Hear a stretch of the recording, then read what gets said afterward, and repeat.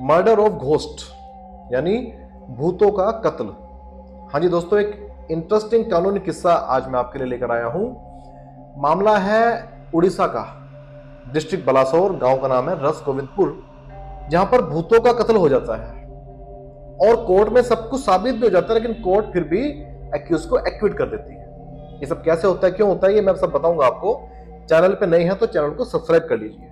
चलिए चलते हैं उड़ीसा, डिस्ट्रिक्ट बलासोर, गांव का नाम रस गोविंदपुर।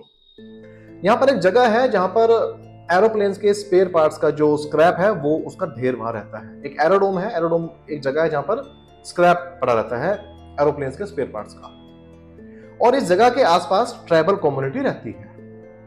ये जगह मशहूर है इस बात के लिए कि यहाँ पर भूत है और किसी की हिम्मत नहीं कि रात को इस जगह को वो विजिट कर सके भूतों के डर से। एक स्क्रैप डीलर है जगत बंधु चटर्जी के नाम से, उनकी कंपनी है चटर्जी ब्रदर्स के नाम से। उनका इंटरेस्ट था कि इस स्क्रैप में जो है बिजनेस किया जाए, डील किया जाए। तो वो अपने सर्वेंट, एक नेपाली सर्वेंट है राम बहादुर थापा, उसको साथ लेकर इस जगह की तरफ चल पड़ते हैं कि स्क्रैप में डील करेंगे, बिजनेस करेंगे। जब वो वहां पहुंचते हैं उनको पता लगता है कि इस जगह पे तो भूत है, घोस्ट है। अब ये भूत की बात सुन के उनमें एक्साइटमेंट हो जाती है इस बात की कि यार भूत ही देख लेते हैं इस बार, बिजनेस तो करते ही हैं। तो बिजनेस से ज्यादा इंटरेस्ट उनका भूतों में हो जाता है, दोनों का, नेपाली का खास तौर से, क्योंकि उसको एक तो भूतों में विश्वास बहुत था और सुना बहुत था कि इस बार देख भी लेंगे।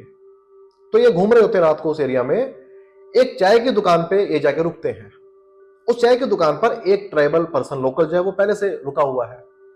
वो वहां इसलिए रुका हुआ है कि क्योंकि रात हो चुकी है, वो गांव की तरफ नहीं जा सकता भूतों की डर से। तो वो सोचता है कि रात को मैं यहां स्टे करूंगा चाय वाले के पास। तो ये दोनों वहां चाय वाले के पास और उस लोकल के पास जाते हैं और उनसे बातचीत करते हैं भूतों के बारे में और जानने की कोशिश करते हैं। वो बताते हैं जी भूत तो है यहाँ पर, देखो मैं भी रात को इसलिए यहीं पर रुक गया हूं, आगे नहीं जा पाऊंगा। इनकी एक्साइटमेंट और बढ़ जाती है। ये दोनों कैसे ना कैसे करके उन दोनों को, चाय वाले को और उस ट्राइबल को, इस बात के लिए कन्विंस कर लेते हैं कि जी आज रात को हम भूत देखने चलेंगे। तो कैसे ना कैसे करके वो मान भी जाते हैं। डर तो है लेकिन सोचा चलो दूर से देख लेंगे, नजदीक नहीं जाएंगे। तो जब रात हो जाती है अच्छी खासी, जब लगता है कि ये वक्त है सही भूतों के आने का, ये चारों उस स्क्रैप की तरफ चल पड़ते हैं भूतों को देखने के लिए। अंधेरी रात है, डार्क है और तेज हवाएं चल रही हैं, तूफान है बकायदा। आसपास कोई और आवाज नहीं है हवाओं की आवाज के अलावा। ये लोग जब नजदीक पहुंचते हैं तो वहां देखते हैं कि एक लौ है, एक रोशनी वहां जल रही है।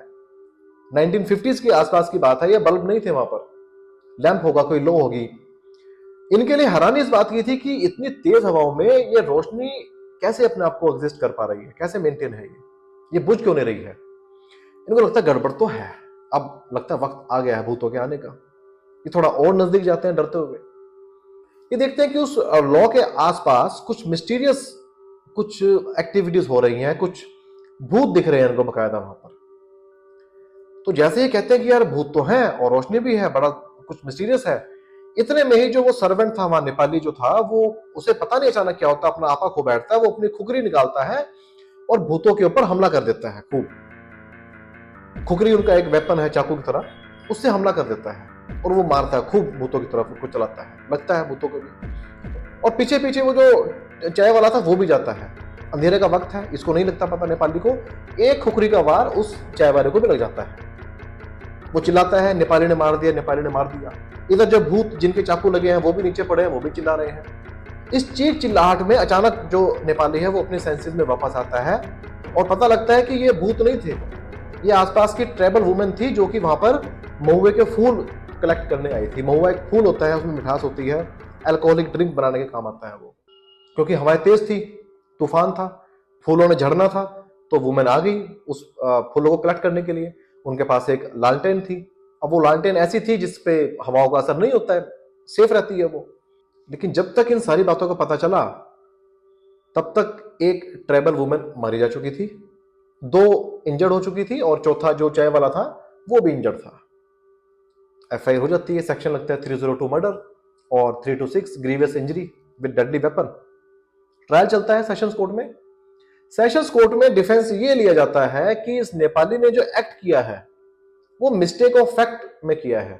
मिस्टेक ऑफ फैक्ट मींस कि इसको नहीं पता था कि सामने भूत है कि इंसान है। इसको लगा भूत है लेकिन थे इंसान, तो यहां पर फैक्ट का मिस्टेक हो गया। और गुड फेथ में किया है। गुड फेथ ऐसे की क्योंकि भूत है, भूतों को तो मारना ही चाहिए। तो इस नेपाली ने जो एक्ट किया है वो बाय मिस्टेक ऑफ फैक्ट किया है और गुड फेथ में किया है। ये एक जनरल एक्सेप्शन है, सेक्शन 79 आईपीसी का कवर करता है इसको, आप उसको डिटेल में पढ़ भी लेना। वो कहता है कि कोई भी ऐसा एक्ट जो कि जस्टिफाइबल बाय लॉ हो, मिस्टेक ऑफ फैक्ट हो और गुड फेथ में हो, वो ऑफेंस नहीं है। और इस केस में भी डिफेंस यही लिया गया कि यहां पर मिस्टेक ऑफ फैक्ट था, इंसानों को भूत समझ लिया गया और उनको मारा गया गुड फेथ में। और ट्रायल कोर्ट इस बात को बिल्कुल वाजिब डिफेंस समझते हुए इस नेपाली को एक्विट कर देती है, उसको बरी कर देती है कि ठीक है, ये जो ऑफेंस हुआ है ये ऑफेंस की कैटेगरी में फॉल ही नहीं करता है, ये एक्सेप्शन है सेक्शन 79 आईपीसी की। स्टेट अपील फाइल करती है, हाई कोर्ट तक अपील जाती है, हाई कोर्ट भी इस एक्विटल को अपहेल्ड करती है।